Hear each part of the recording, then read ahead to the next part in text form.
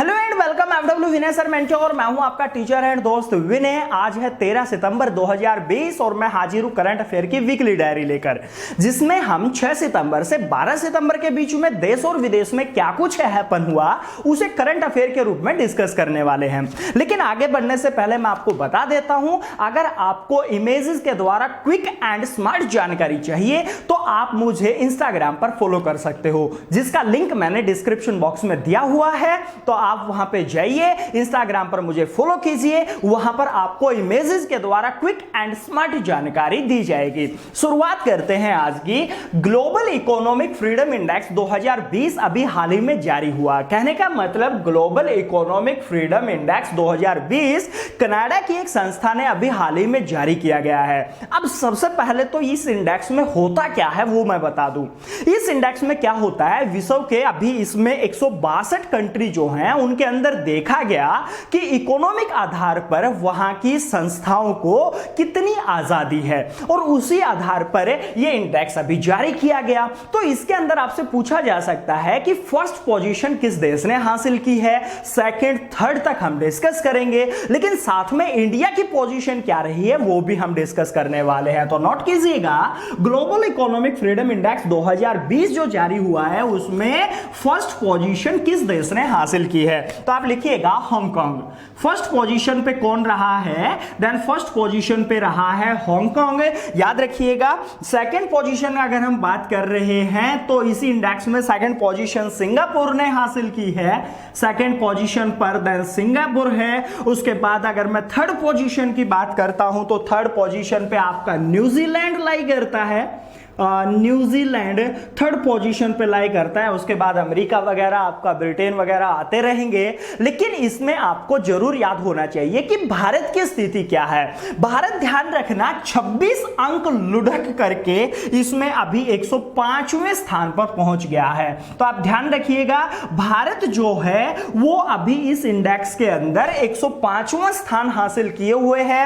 आपके लिए बुरी खबर यह है कि ये जो अब की बार स्थान हमें मिला है वो 26 स्थान लुढ़क करके मिला है, यानी कि हम पहले 79th पोजीशन पे थे पिछले साल इंडेक्स में, आज जो हम हैं वो 105वें पोजीशन पे पहुंच गए हैं। इसलिए ये जानकारी आपके लिए थोड़ी सी फेमस थी, लेकिन आप एक चीज ध्यान रखिएगा, अब की बार जो ये इंडेक्स जारी किया गया है उसके अंदर मेन जो मुद्दा है वो कोविड-19 के कारण रहा है। मतलब जो आधुनिक और आर्थिक स्वतंत्रता है उसके अंदर आपका इतना ज्यादा इंडिया परफॉर्म नहीं कर पाया, जिसके कारण उसे 79th पोजीशन से 105वां स्थान मिला है। तो आप इसे नोट जरूर करिएगा, एग्जाम के लिए मोस्ट इंपॉर्टेंट क्वेश्चन आपका हो सकता है। किसने जारी किया है तो आप ध्यान रखिएगा, अभी इसे हाल ही में जारी किया गया है कनाडा की एक संस्था के द्वारा। और कनाडा की जैसे ही बात आती है साथ साथ स्टैटिक पार्ट नोट करिएगा। कनाडा जो है वो नॉर्थ अमेरिका महाद्वीप का देश है, नंबर 1। सेकंड, उसकी कैपिटल की बात करें तो आप नोट करिएगा ओटावा उसकी कैपिटल चल रही है, जो कि सेंट लॉरेंस नदी के किनारे है। यह भी आप नोट कर सकते हो। ओटावा शहर जो है वो कौन सी नदी के किनारे है, सेंट लॉरेंस नदी के किनारे है।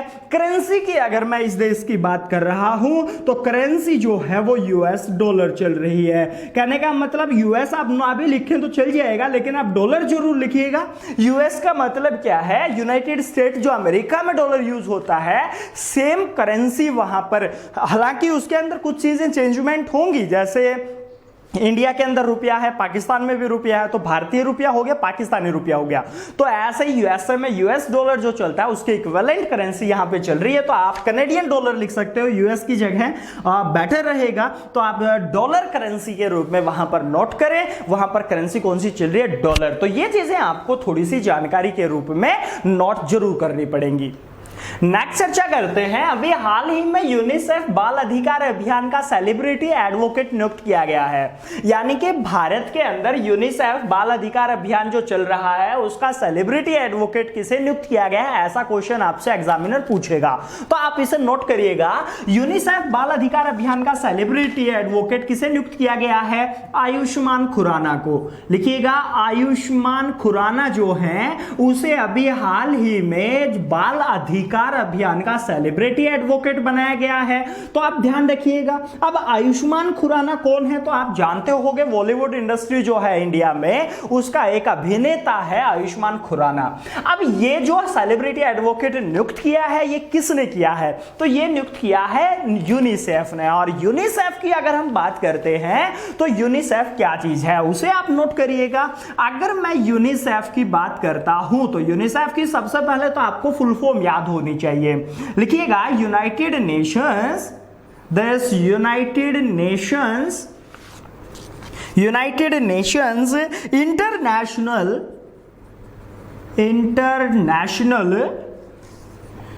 चिल्ड्रंस इमरजेंसी फंड, ध्यान रखिएगा।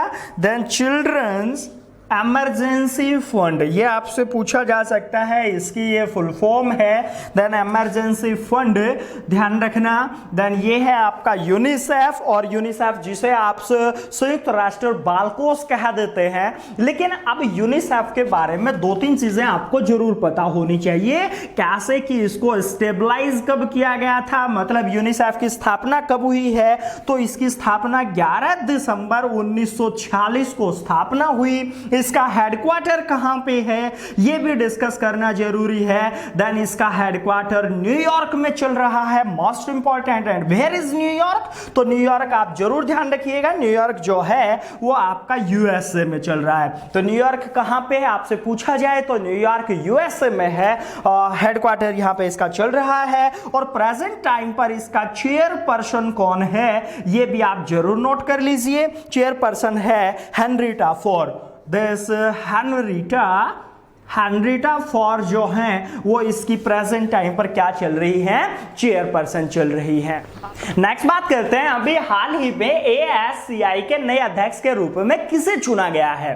तो एग्जामिनर आपसे सीधा पूछेगा कि एएससीआई का नया अध्यक्ष किसे चुना गया, तो आप नोट करिएगा एएससीआई का नया अध्यक्ष किसे चुना गया है। लिखिएगा सुभाष कामत को। देन सुभाष कामत जो है उसे एएससीआई का नया अध्यक्ष अपॉइंट किया गया है। अब ये सुभाष कामत जो है ये किसका स्थान लेंगे वो भी आप लिख सकते हो। ये व्यक्ति जो है वो आपका रोहित गुप्ता का स्थान लेगा।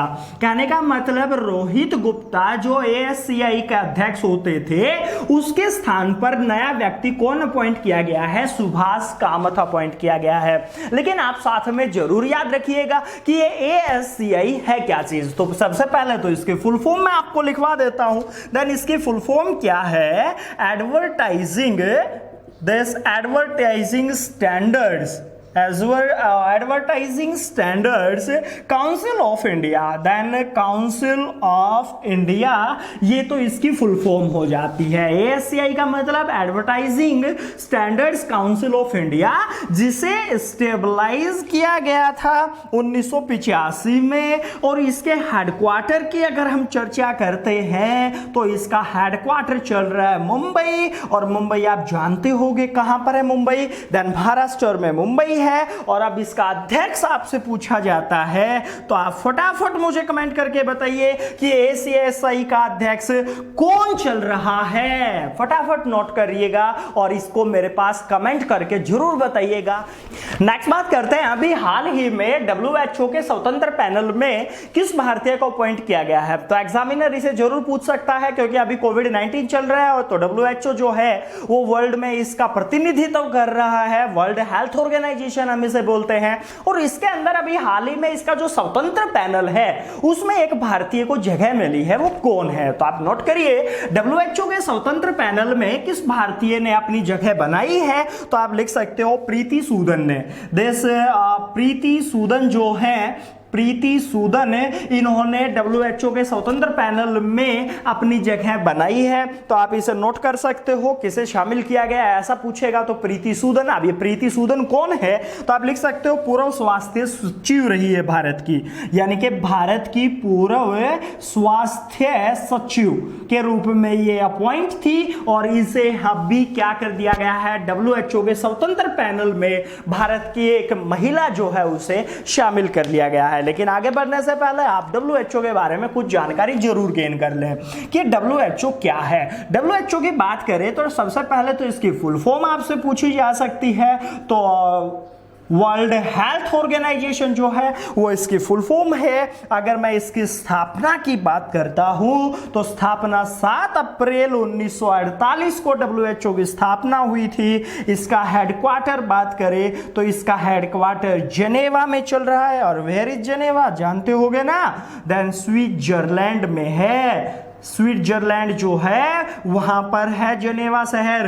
तो ध्यान रखिएगा प्रेजेंट टाइम पर इसके अध्यक्ष कौन चल रहे हैं ये भी नोट कर लो, क्योंकि अब एग्जाम में कोविड-19 के कारण WHO की एक महत्वपूर्ण भूमिका है। और जब महत्वपूर्ण भूमिका है तो आप इसके बारे में पूरी जानकारी जरूर लिख के चलें, याद जरूर करिएगा। मोस्ट इंपॉर्टेंट क्वेश्चन है जो अभी आगामी कोई भी एग्जाम आएगा उसमें जरूर पूछा जाएगा। तो अध्यक्ष लिखिएगा कौन है, टेड्रोस एड्रेनम लिखिएगा। देन टेड्रोस, दिस ये है टेड्रोस एड्रेनम। दिस एड्रेनम जो हैं वो क्या चल रहे हैं, देन टेड्रोस एड्रेनम WHO के अध्यक्ष चल रहे हैं। और ये व्यक्ति इसलिए चर्चा में है क्योंकि अमेरिका के जो राष्ट्रपति है डोनाल्ड ट्रंप, उसने बहुत गलत इसके बारे में एक अवधारणा अपने देश के लिए उसने रखी थी और ये मार्केट में चर्चा का विषय रहा है।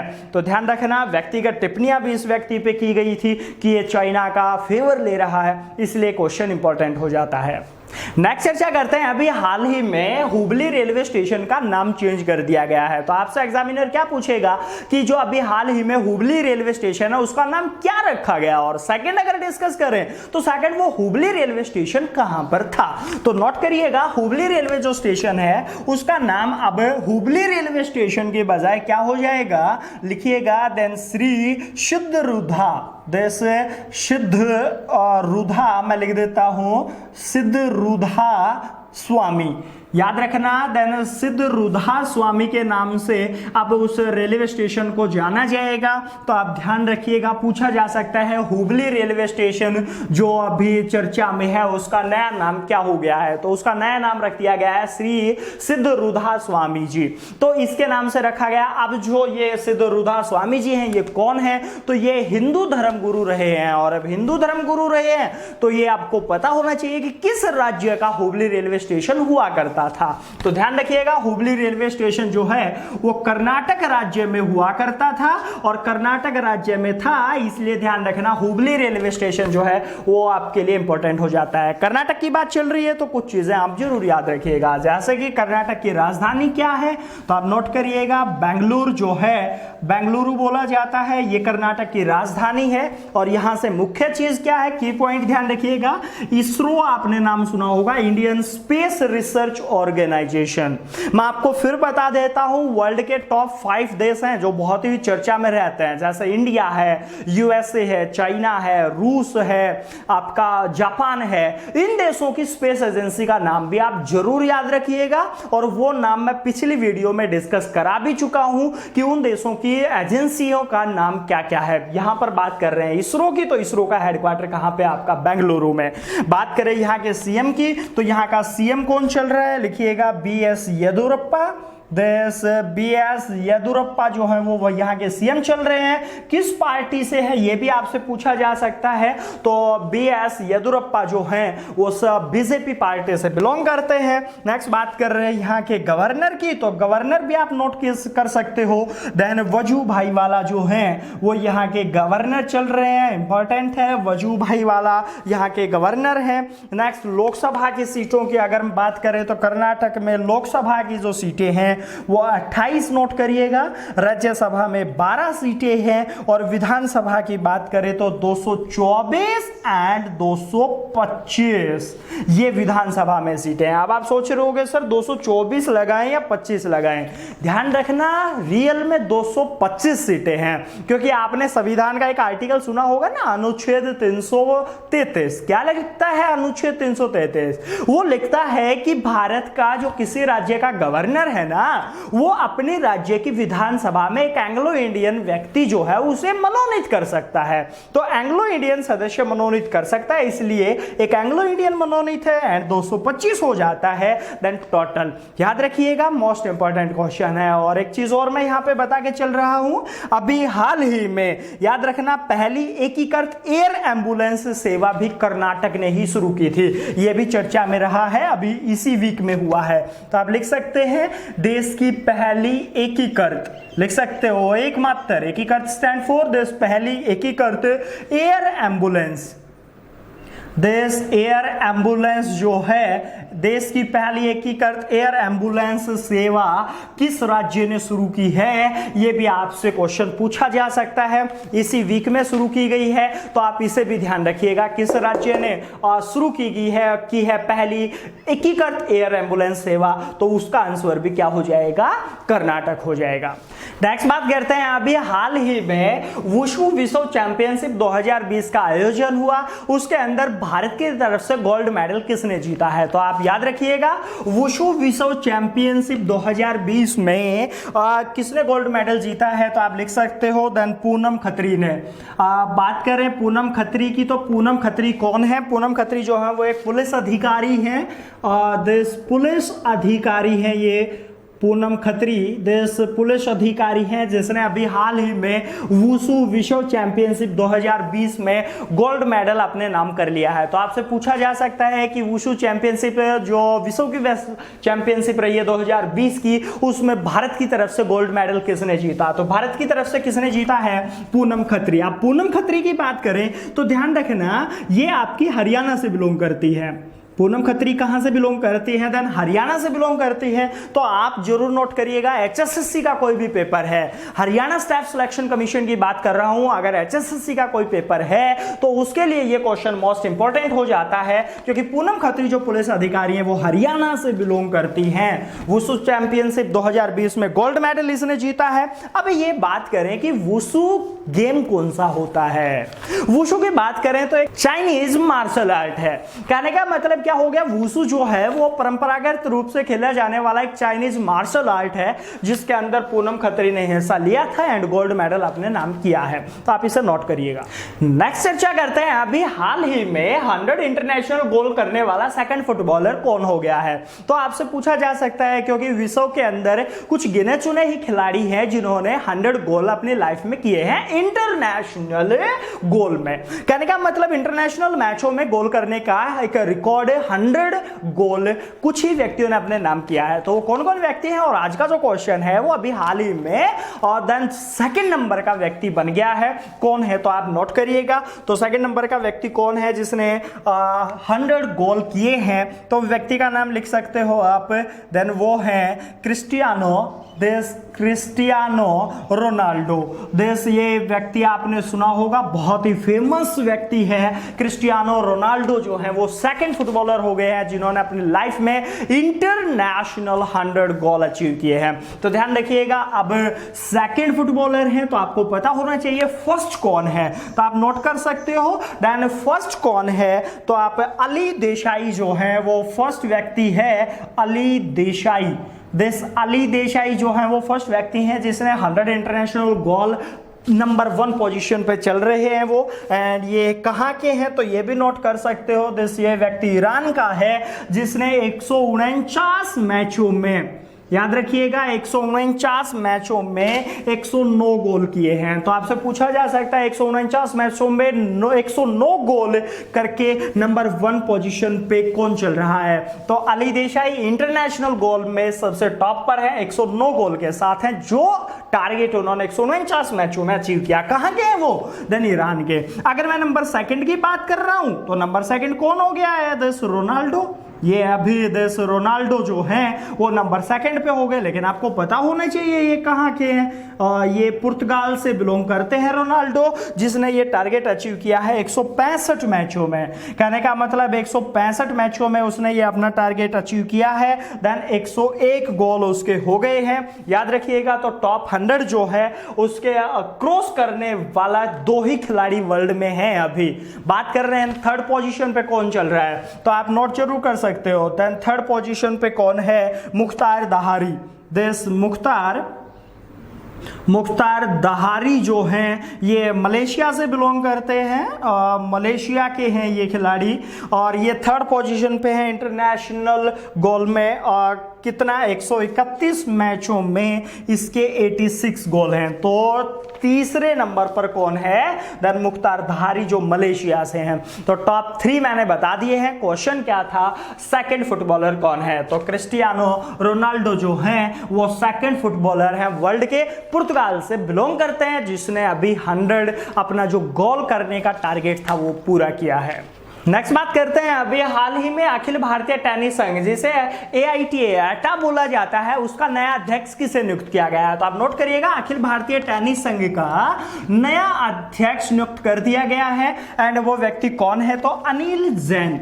अनिल जैन जो है वो याद रखना दिस भारतीय टेनिस संघ के नए अध्यक्ष के रूप में अपॉइंट किए गए हैं। आपको याद होना चाहिए ये किसका स्थान लेंगे, तो ये भी लिखिएगा। देन अनिल जैन जो है वो प्रवीण महाजन का स्थान लेंगे। दिस प्रवीण महाजन इस पद पर चल रहे थे और प्रवीण महाजन की जगह अब किसे अपॉइंट कर दिया गया है, अनिल जैन को। तो अखिल भारतीय टेनिस संघ का नया अध्यक्ष अनिल जैन है, जो किसका स्थान ले रहे हैं, प्रवीण महाजन का स्थान ले रहे हैं। लेकिन अब ये AITA क्या है वो भी आपको पता होना चाहिए। तो सबसे पहले तो AITA की फुल फॉर्म आप लिख सकते हो। इसकी फुल फॉर्म क्या है, then All India Tennis Association. This All India Tennis Association आपसे पूछा जा सकता है, ये तो इसकी फुल फॉर्म है। और ये कब मार्केट में आया, कहने का मतलब स्थापना इसकी कब हुई थी, तो आप लिख सकते हो मार्च 1920 में, मार्च 1920 में इसको स्थापित किया गया था। और इसका हेडक्वार्टर कहाँ पे है, तो इसका हेडक्वार्टर चल रहा है दिस न्यू दिल्ली में। और इसके अध्यक्ष वर्तमान कौन हो गए हैं, अनिल जैन इसके वर्तमान में अध्यक्ष हो गए हैं, जो किसका स्थान ले रहे हैं, प्रवीण महाजन का स्थान ले रहे हैं। नेक्स्ट बात करते हैं, अभी हाल ही में पिछले वीक में हमने अंतरराष्ट्रीय साक्षरता दिवस मनाया, यानी कि इंटरनेशनल लिटरेसी डे। पूछा जा सकता है कब मनाया जाता है, तो इंटरनेशनल लिटरेसी डे कब मनाया जाता है। आपको अगर आपने पिछली वीडियो देखी है तो मैंने सितंबर माह में मनाए जाने वाले सभी दिवस जो हैं उनकी भी एक सूची तैयार की थी। मैंने लिखवाया था कि ये आपके जो दिवस हैं वो आपके मनाए जाते हैं सितंबर माह में। तो आप मुझे फटाफट कमेंट करिए कि इंटरनेशनल साक्षरता दिवस कब मनाया जाता है, इंटरनेशनल लिटरेसी डे कब मनाया जाता है। अभी हाल ही में हमने पिछले वीक में मनाया है, तो इससे तो आप मुझे कमेंट करके बताइए। लेकिन आपके लिए क्वेश्चन क्या है कि हमने जो साक्षरता दिवस मनाया उसकी थीम क्या थी, यानी कि अभी जो आपका साक्षरता दिवस मनाया है उसकी थीम 2020 की क्या रही है, तो वो आप नोट करिएगा। हाँ, ये कब मनाया गया है उसके लिए आप मुझे कमेंट जरूर करिएगा। बात करें इसकी थीम क्या है, तो लिखिएगा this literacy teaching and learning. This literacy teaching and learning in the COVID-19 crisis and beyond. फिर बता देता हूं, अब की बात जो साक्षरता दिवस हमने मनाया उसकी थीम क्या रही है, literacy teaching and learning in the covid crisis and beyond. याद रखिएगा ये इसकी अब की बार थीम रही है। तो क्वेश्चन आपसे पूछा जा सकता है थीम क्या थी। और हाँ, मैं फिर बता देता हूं लिटरेसी डे कब मनाया उसके लिए आप मुझे कमेंट जरूर करिए, क्योंकि मैं पिछली वीडियो में वो सारी चीजें आपको बता चुका हूं। नेक्स्ट बात करते हैं, अभी हाल ही में इंदिरा गांधी शांति पुरस्कार 2020 सबमिट किए गए हैं। ये सम्मान अभी 2020 का किसे दिया गया है पूछा जा सकता है। तो आप लिखिएगा इंदिरा गांधी शांति पुरस्कार 2020 किसे मिला है, डेविड एटनबर्ग को।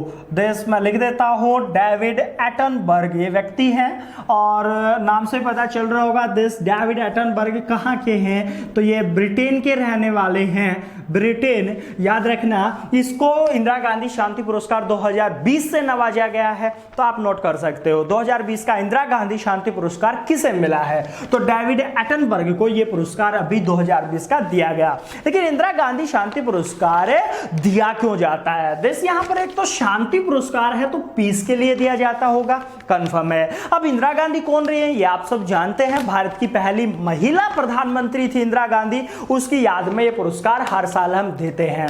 2020 का भी मिला, किसे मिला? डेविड एटनबर्ग को। लेकिन ये क्यों दिया जाता है? मैं सबसे पहले तो देश शांति हम पढ़ चुके हैं, शांति के क्षेत्र में दिया जाता है। सेकंड एक चीज और ध्यान रखना है, साथ में समाज सेवा करता है कोई तो उसे भी यह पुरस्कार दिया जा सकता है, या विकास के क्षेत्र में किसी ने कोई काम किया हो, मतलब विकास के क्षेत्र में भी यह पुरस्कार दिया जाता है। तो विश्व के अंदर इंदिरा गांधी शांति पुरस्कार सबमिट किए जाते हैं शांति, समाज सेवा और विकास के क्षेत्र में उत्कृष्ट प्रदर्शन करने वाले व्यक्ति को यह दिया जाता है। 2020 का दिया गया, किसे दिया गया है? डेविड एटनबर्ग को, जो ब्रिटेन से हैं, उसे यह पुरस्कार दिया गया है। नेक्स्ट बात करते हैं, अभी हाल ही में जमैका में भारत का नया राजदूत किसे अपॉइंट किया गया, पूछा जा सकता है। तो लिखिएगा, जमैका में भारत का नया उच्चायुक्त किसे नियुक्त किया गया है? आर मुसाकुई को। देश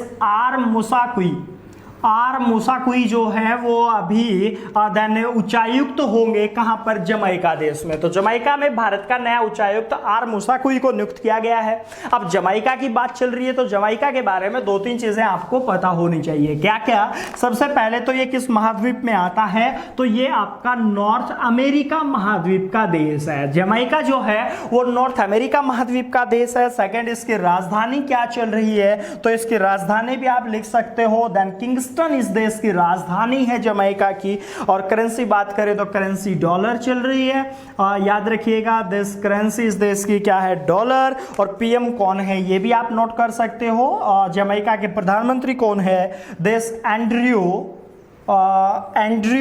होलनेस। देश एंड्रयू होलनेस जो हैं वो इस देश के प्रेजेंट टाइम पर क्या चल रहे हैं? प्रधानमंत्री चल रहे हैं। तो जमैका में भारत का नया उच्चायुक्त कौन हो गया है? आर मुसाकुई।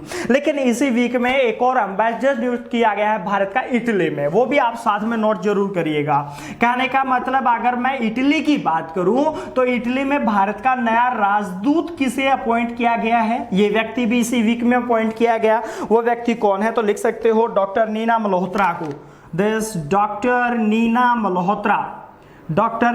मल्होत्रा जो है वो ध्यान रखना भारत की नई राजदूत होंगी कहां पे? इटली में। तो डॉक्टर नीना मल्होत्रा जो है वो इटली में नई राजदूत बनाई गई हैं भारत की इसी वीक में। और जमैका में कौन हो गया है? आर मुसाकुई है, उसे उच्चायुक्त किया गया है कहां का? जमैका का।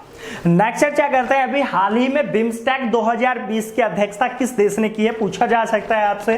तो बिम्स्टेक 2020 के अंदर ध्यान रखना, इसकी अध्यक्षता की अगर मैं बात कर रहा हूं तो इसकी अध्यक्षता किसने की है? तो लिख सकते हो देन श्रीलंका ने। श्रीलंका देश को अभी बिम्स्टेक 2020 की नई अध्यक्षता का श्रेय मिला है और यह अध्यक्षता उसने अच्छे से की।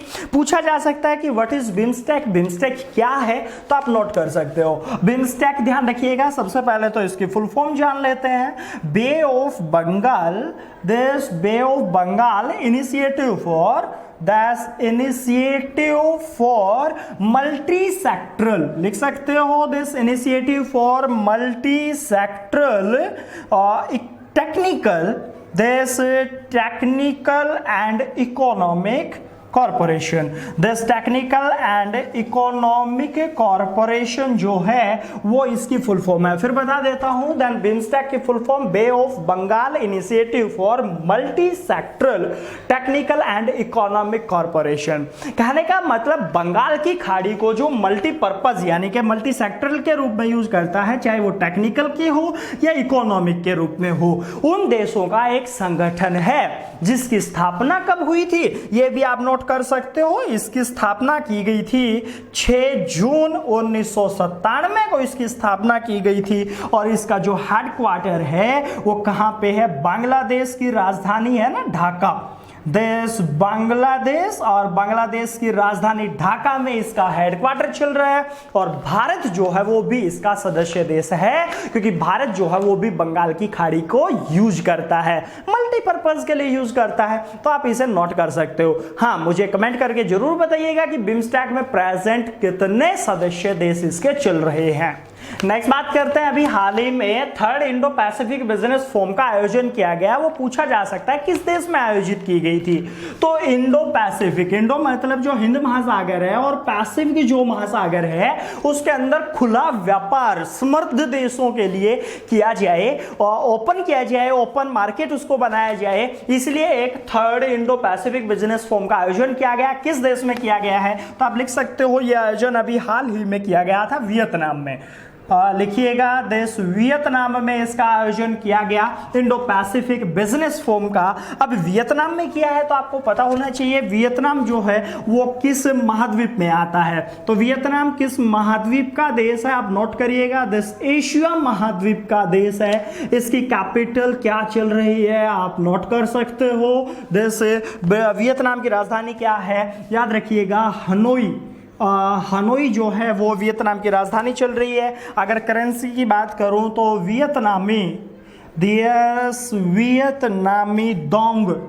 वियतनामी डोंग जो है वो इस देश की करेंसी चल रही है। और प्रेजेंट टाइम पर इसके पीएम पूछा जा सकते हैं, तो आप लिख सकते हो देश गुयेने जुआन फुक। फिर बता दूं, देन गुयेने जुआन फुक जो हैं वो वियतनाम के अभी प्रेजेंट टाइम पर क्या चल रहे हैं, प्रधानमंत्री चल रहे हैं। तो अभी इंडो पैसिफिक बिजनेस फोरम का आयोजन किया गया, किस देश में हुआ, वियतनाम में। किस महाद्वीप का देश है, रिपीट करिएगा, देश एशिया, राजधानी है देश हनोई, वियतनामी डोंग जो है वो इस देश की करेंसी है, और गुयेने जुआन फुक जो है वो वर्तमान में इस देश के क्या चल रहे हैं, प्रधानमंत्री चल रहे हैं। नेक्स्ट बात करें तो अभी हाल ही में एक किताब बहुत चर्चा में चल रही है, उसका राइटर पूछा जा सकता है, बुक कौन सी है, this Breaking the cocoon at the rate 40। याद रखना, एक बुक है जिसका अनावरण अभी इसी वीक में किया गया। बुक का नाम फिर बता दूं, breaking the cocoon at the rate 40। ये बुक जो है इसका राइटर आपसे पूछा जा सकता है। तो इस किताब का लेखक कौन है, लिखिएगा, राधा नायर। इसका लेखक कौन है मैं बता दूं आपको, इसका लेखक चल रही है दिस राधा नायर। ये इंडिया से बिलोंग करती हैं, बुक उसने अभी लॉन्च की है, then breaking the cocoon at the rate 40 book. पूछा जा सकता है किसने लिखी है। बुक का नाम फिर बता देता हूं, क्योंकि हम कई बार क्या करते हैं जब न्यूमेरिक डिजिट देखते हैं ना बुक के नाम में, तो हम क्या करते हैं चेतन भगत को लगा देते हैं। मैंने पिछले वीक में बताई थी आपको, चेतन भगत की भी एक बुक आई थी, बहुत ही चर्चा में रही है, तो वो वीडियो आप जरूर देखिएगा। उसका लिंक डिस्क्रिप्शन बॉक्स में आप देख सकते हो, ऊपर आई बटन पे क्लोज करके देख सकते हो। ये वीडियो के लास्ट में आपका देन एक बॉक्स मिलेगा, वहां पे क्लिक करके भी नोट कर सकते हो, देख सकते हो वो वीडियो कि उसके अंदर कौन सी बुक थी वो। तो breaking the cocoon at the rate 40, then लेखक कौन रही है, राधा नायर, याद रखिएगा। नेक्स्ट बात करते हैं, इसी वीक में एक देन अवार्ड दिया गया, teacher of the year award. Then याद रख सकते हो दिस टीचर, लिख सकते हो this teacher of the year 2020। ये अवार्ड किसे दिया गया है, तो ये दिया गया डॉक्टर राजकुमारी चौहान को। This doctor Rajkumari Chauhan the teacher of the year award, doctor Rajkumari Chauhan. तो डॉक्टर राजकुमारी चौहान जो है उसे टीचर ऑफ द ईयर 2020 से नवाजा गया है। अब पूछा जा सकता है डॉक्टर राजकुमारी चौहान जो है वो कहाँ से बिलोंग करती हैं, ये देहरादून से बिलोंग करती है। अरे देहरादून वही जगह है, वही डिस्ट्रिक्ट है जहां पर अंतरराष्ट्रीय पेट्रोलियम अनुसंधान केंद्र चल रहा है। पूछा जा सकता है international petroleum research centre, sorry Indian petroleum research centre कहां पे है, तो देहरादून में चल रहा है। और भारतीय वन अनुसंधान केंद्र भी कहां पे है, देहरादून में। तो 2 रिसर्च सेंटर हो गए, याद रख लेना, क्योंकि जिस दिन आप 50 रिसर्च सेंटर याद करने को बैठोगे ना बेटा, उस दिन याद नहीं होने वाले वो, आप एक एक 2-2 याद करिएगा, याद हो जाएंगे। तो देहरादून में 2 हो गए, कौन कौन से, देन इंडियन पेट्रोलियम अनुसंधान केंद्र और वन अनुसंधान केंद्र कहां पे, देहरादून। और देहरादून जो है वो भारत के किस राज्य में आता है, यूके। और यूके का मतलब फिर बता दूं यूनाइटेड किंगडम नहीं है, यूके का मतलब है यूनाइटेड किंगडम, है ना। नहीं रे, उत्तराखंड है इसका मतलब, तो आप इसे नोट जरूर करिएगा। नेक्स्ट बात करते हैं, अभी हाल ही में 2020 जो सितंबर चल रहा है उसमें एक त्योहार मनाया गया जिसका नाम है पांग लुबसोल त्योहार। पूछा जा सकता है ये किस राज्य में मनाया जाता है, तो ये लास्ट चर्चा कर रहे हैं हम आज के वीडियो की, पांग लुबसोल त्योहार किस राज्य में मनाया जाता है। चलिए ये आपको याद नहीं है तो मैं कुछ त्योहार और बता देता हूं जो उसी राज्य में मनाए जाते हैं। कौन कौन से देखिएगा, आपको अगर पांग लुबसोल त्योहार याद नहीं है तो आपको शायद हो सकता है याद हो देन सरहुल त्योहार, याद रखिएगा। ये भी याद नहीं आ रहा है तो मैं एक और बता दूं, दिस चुल त्योहार, ये दोनों जनजातियां भी हैं, सरहुल और चुल जनजाति भी हैं उस राज्य की, तो ये त्योहार कहां मनाया जाता है। अगर ये भी आपको याद नहीं है तो एक और मैं बता दूं, दिस सोनम लोसार जो है, दिस सोनम लोसार, ये त्योहार भी उसी राज्य में मनाया जाता है। अगर ये भी आपको याद नहीं है तो आप एक और लिख सकते हो, देन तासीदिंग, दिस तासीदिंग, ये भी उसी राज्य का एक त्योहार है। और एक लास्ट एक और इस राज्य में जो बहुत ही फेमस त्योहार मनाया जाता है, बुमचू, तो ये आपके और ध्यान रखना एक भारत के पूर्वोत्तर राज्य है, सॉरी पूर्वी राज्य है, वो पूर्वोत्तर भी कह सकते हो। देन पांग लुबसोल त्योहार उसी राज्य का है, सरहुल उसी का है, चुल, सोनम लोसार, तसीदिंग और बमचू ये एक ही राज्य के त्योहार हैं जो मनाए जाते हैं। और वो पूर्वोत्तर राज्य भारत का कौन सा है आप नोट कर सकते हो, देश सिक्किम। तो ये त्योहार जो है वो फेमस है, कहाँ के हैं ये त्योहार ध्यान रखिएगा, देन सिक्किम में मनाए जाते हैं।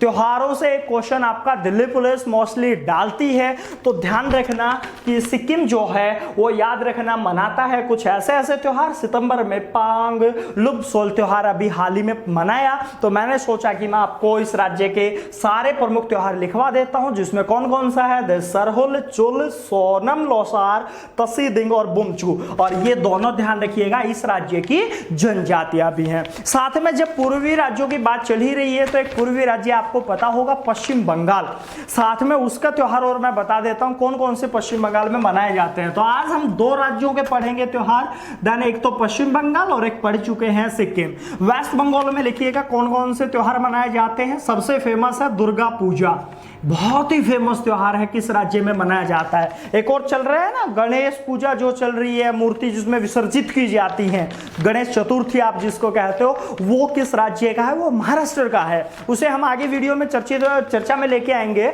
लेकिन वेस्ट बंगाल का कौन सा है, दिस फर्स्ट हो गया दुर्गा पूजा। सेकंड लिखिएगा सरस्वती पूजा भी इसी राज्य में मनाया जाता है, देन सरस्वती पूजा, देन ये इसी राज्य में मनाया जाता है। नेक्स्ट बात करें तो वसंत पंचमी, देन ये इसी राज्य का बसंत पंचमी जो है वो इसी राज्य का है। कौन सा राज्य चल रहा है, वेस्ट बंगाल। नेक्स्ट बात करें डोल पूर्णिमा, ये भी इसी का त्योहार है, डोल पूर्णिमा, दिस डोल पूर्णिमा। नेक्स्ट बात करें नबोबो रसो, दिस नाबोबो रसो, ये भी इसी का पश्चिम बंगाल का ही एक त्योहार है। तो ये त्योहार आपसे पूछे जा सकते हैं, इंपॉर्टेंट हैं। फिर रिपीट करा दूं, पश्चिम बंगाल के आज हम याद कर रहे हैं, सिक्किम के याद कर रहे हैं। सिक्किम रिपीट करा चुका हूं। पश्चिम बंगाल में दुर्गा पूजा सबसे इंपॉर्टेंट है, सरस्वती पूजा, वसंत पंचमी, डोल पूर्णिमा और नबोबो रसो जो हैं ये आपका पश्चिम बंगाल के अंदर मनाए जाने वाले कुछ प्रमुख त्योहार हैं। आज की इस वीडियो में इतना ही। आशा करता हूं आपको वीडियो पसंद आई होगी। आपको वीडियो कैसी लगी मुझे कमेंट सेक्शन में जरूर बताइएगा, और हां ज्यादा से ज्यादा शेयर करिए, साथ में लाइक जरूर करिएगा। थैंक यू, मिलते हैं नेक्स्ट संडे को नई करंट अफेयर के साथ।